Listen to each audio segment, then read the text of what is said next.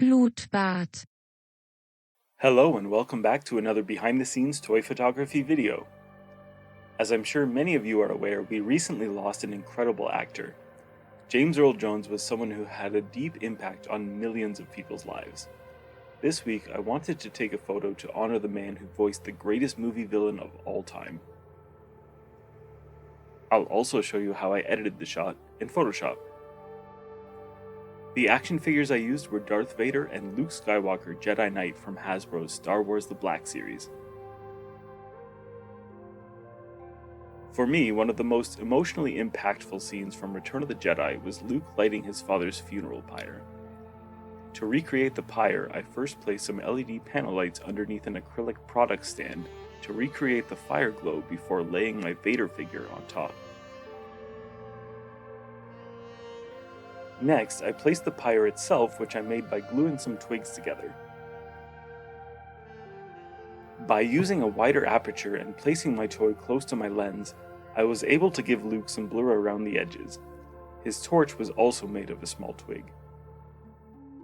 After that, I placed a spotlight directly above the twig torch to simulate the torchlight. Lastly, I positioned my background TV behind the figures. Lights out and time to shoot. Here's my starting image. As I obviously didn't want to set my toys on fire, I needed to create the flames digitally. But first, I wanted to add some adjustment layers to fix the levels and color balance.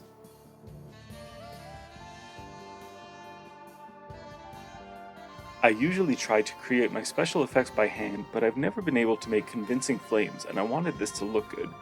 So this time I opted to use some stock imagery.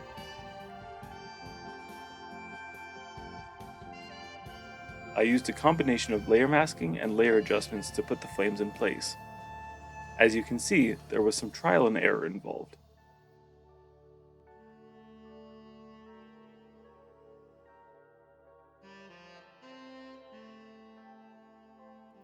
So once again, here's my starting image.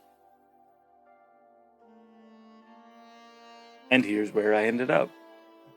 Thank you so much for watching, and thank you to James Earl Jones for making Star Wars what it is today.